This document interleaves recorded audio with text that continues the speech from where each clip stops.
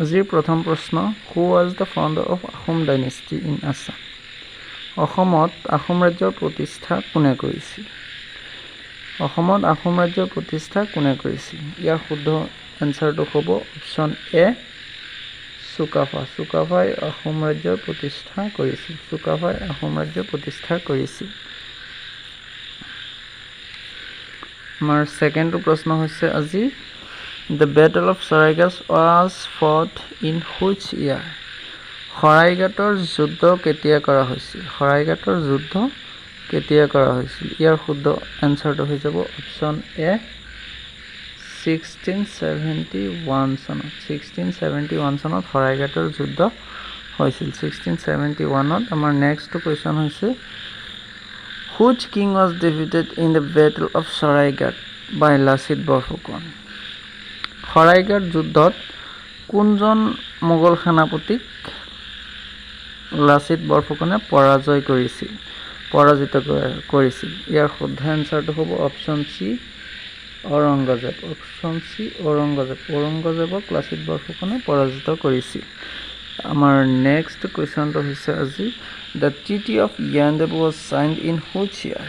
ইয়াণ্ডাবুৰ সন্ধি যিটো আছিল, সন্ধিটো কিমান চনত স্বাক্ষৰ কৰা হৈছিল? ইয়াৰ শুদ্ধ এনচাৰটো হ'ব অপশ্যন এ, 1826। 1826ত ইয়াণ্ডাবু সন্ধি স্বাক্ষৰিত কৰা হৈছিল। আমাৰ নেক্সট কুৱেশ্যনটো হৈছে আজি, the first capital of Ahom king was located at? অসমৰ প্ৰথম ৰাজধানী ক'ত স্থাপন কৰা হৈছিল? স্বৰ্গদেউসকল যেতিয়া অসমত আহিছিল, আহোমসকল, তেতিয়া অসমৰ ৰাজধানী ক'ত আছিল? ইয়াৰ শুদ্ধ এনচাৰটো হৈ যাব অপশ্যন বি, চৰাইদেউ। চৰাইদেউ, শিৱসাগৰৰ চৰাইদেউত স্বৰ্গদেউ চুকাফাই আহি প্ৰথমে ৰাজধানী পাতিছিল। এইটো হৈ যাব আমাৰ শুদ্ধ এনচাৰ। নেক্সটটো আমাৰ কুৱেশ্যন আছে, which Ahom king is known as the Swargadeo or lord of the heaven? চ' ইয়াৰ শুদ্ধ এনচাৰটো ইয়াত অপশ্যনত এইটো নাই, এইটো হৈ যাব চুহুংমুং। চুহুংমুঙক প্ৰথম স্বৰ্গদেউ বুলি মাতা হৈছিল। চুহুংমুং ইয়াত নাই, ইয়াত চুহুংমুং, আৰু তেওঁক দিহিঙীয়া ৰজা বুলিও জনা যায় চুহুংমুঙক। আমাৰ নেক্সট কুৱেশ্যনটো হৈছে, who was the first Assamese fight against British rule? British ৰুলৰ বিৰুদ্ধে প্ৰথম কোনজন অসমীয়াই যুদ্ধ কৰিছিল? কোনজন অসমীয়া সজাগ হৈছিল? এইটো হৈ যাব গোন্ধৰ কোঁৱৰ প্ৰথম অসমীয়া যিজনে ব্ৰিটিছৰ বিৰুদ্ধে মাত মাতিছিল। এইটো হৈ যাব আমাৰ অপশ্যন নম্বৰ এ, গোন্ধৰ কোঁৱৰ। নেক্সট কুৱেশ্যনটো হৈছে, in which year did Assam become a separate province under British rule? কোনটো বছৰত অসমখন এটা ব্ৰিটিছ শাসনৰ অধীনত অসমখন এটা ছেপাৰেট প্ৰদেশ হিচাপে স্বীকৃত পাইছিল? ইয়াৰ শুদ্ধ এনচাৰটো হৈ যাব অপশ্যন এ, 1874ত। ইয়াণ্ডাবু সন্ধিৰ পিছত যেতিয়া অসমখন ইংৰাজৰ হাতত গৈছিল, ব্ৰিটিছৰ হাতত গৈছিল, তাৰ পিছত 1874 চনত অসমখনক এটা স্বীকৃতপ্ৰাপ্ত প্ৰদেশ হিচাপে সিহঁতে গণ্য কৰিছিল। তাৰপিছত আমাৰ নেক্সট কুৱেশ্যনটো হৈছে, who was the last king of Ahom dynasty? Ahom ৰাজত্বৰ শেষ ৰজাজনৰ নাম কি আছিল? আহোম ডাইনেষ্টিৰ শেষ ৰজাজনৰ নাম আছিল অপশ্যন এ, পুৰন্দৰ সিংহ। পুৰন্দৰ সিংহ আছিল আহোম ডাইনেষ্টিৰ শেষজন ৰজা, আৰু প্ৰথম ৰজা আছিল কোন? চুকাফা। আমাৰ নেক্সট কুৱেশ্যন হৈছে, what is the real name of Lachit Borphukan? Lachit বৰফুকনৰ আচল নামটো কি আছিল? এইটো লাচিত বৰুৱা আছিল। অপশ্যন এ হৈ যাব শুদ্ধ এনচাৰ। তাৰ পিছৰ প্ৰশ্নটো হৈছে আমাৰ, in which year was the Assam movement started? Assam আন্দোলন কিমান চনত আৰম্ভ হৈছিল? অসম আন্দোলন কিমান চনত আৰম্ভ হৈছিল? চ' ইয়াৰ শুদ্ধ এনচাৰটো হৈ যাব অপশ্যন এ, 1979 অসম আন্দোলন আৰম্ভ হৈছিল next question is who was the ruler of Assam during the time of হিউৱেনচাং ভিজিট হিউৱেনচাঙে অসম ভ্ৰমণ কৰাৰ সময়ত অসমৰ কিং কোন আছিল ৰুলাৰ শাসক কোন আছিল এইটো হৈ যাব অপশ্যন এ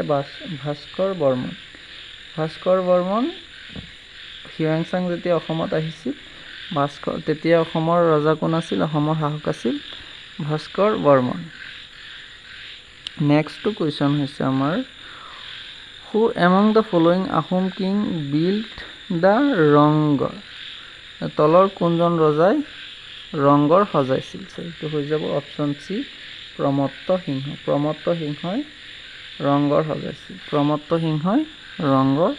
সজাইছিল নেক্সট কুৱেশ্যন হৈছে আমাৰ the Kamakhya temple is situated on which hill এইটো সকলোৱে জানো নীলাচল পাহাৰত কামাখ্যা টেম্পলটো অৱস্থিত আছে আমাৰ নেক্সট কুৱেশ্যন হৈছে the Ahom dynasty ruled Assam for how many years আহোমসকলে অসমত কিমান বছৰ ৰাজত্ব কৰিছিল একেবাৰে সহজ এইটো 600 বছৰ ৰাজত্ব কৰিছিল আহোমসকলে তাৰ পিছৰ প্ৰশ্নটো হৈছে আমাৰ which British commissioner annexed Assam to the British empire কোনজন কমিশ্যনাৰৰ সময়ত অসমখন ব্ৰিটিছৰ হাতত গৈছিল এইটো হৈ যাব আমাৰ অপশ্যন এ ডেভিড স্কটৰ যেতিয়া কমিশ্যনাৰ আছিল তেতিয়া অসমখন ব্ৰিটিছৰ অধীনলৈ গৈছিল নেক্সট প্ৰশ্ন হ'ব আমাৰ the Kachari kingdom was located in which part of Assam যিটো কছাৰী ৰাজ্য আছিল কছাৰী ৰাজ্যটো অসমৰ কোনটো পাৰ্টত আছিল এইটো হৈ যাব আমাৰ অপশ্যন নম্বৰ চি চাউদাৰ্ণ যিটো দক্ষিণ অসম আছিল দক্ষিণ অসমটো কছাৰী ৰাজ্যৰ ভিতৰত আছিল এইটো হৈ যাব আমাৰ option C southern Assam 18 number প্ৰশ্নটো হৈছে আমাৰ হু was the first Assamese women to become the president of Assam সাহিত্য সভা অসম সাহিত্য সভাৰ প্ৰথম মহিলা সভাপতিজনৰ নাম কি আছিল এইটো আমি প্ৰায় জানো অপশ্যন এ নলিনীবালা দেৱী অসম সাহিত্য সভাৰ প্ৰথম অসমীয়া সভাপতি আছিল নেক্সট কুৱেশ্যন হৈছে who was the founder of Koch dynasty in Assam Koch বংশৰ প্ৰতিষ্ঠাপক কোন আছিল অসমত কোচ বংশৰ প্ৰতিষ্ঠাপক কোন আছিল তো ইয়াৰ এনসাৰটো হৈ যাব অপশ্যন ডি মহাৰাজা বিশ্বসিংহটো হৈ যাব আমাৰ শুদ্ধ এনসাৰ কোচ ৰাজ্যটো প্ৰতিষ্ঠা কৰিছিল Maharaja Biswasingha who was the first governor of Assam after independence Assam স্বাধীন হোৱাৰ পিছত প্ৰথম অসমৰ ৰাজ্যপাল কোন আছিল তো অপশ্যন হৈ যাব অপশ্যন এ মোহাম্মদ সালেহ আকবৰ হাইদাৰী হৈ যাব ইয়াৰ শুদ্ধ এনসাৰ আমি এই জিকে চিৰিজটোত আপোনালোকৰ কাৰণে 500 মান জিকে লৈ আহিছোঁ আপোনালোকে চাই থাকিব আমাৰ আশা কৰোঁ এই জিকে কেইটা আপোনালোকৰ যিটো আগন্তুক এডিআৰই 3rd গ্ৰেডৰ 4th গ্ৰেডৰ এক্সাম আছে সেইটোৰ কাৰণে উপকৃত হ'ব পাৰে থেংক ইউ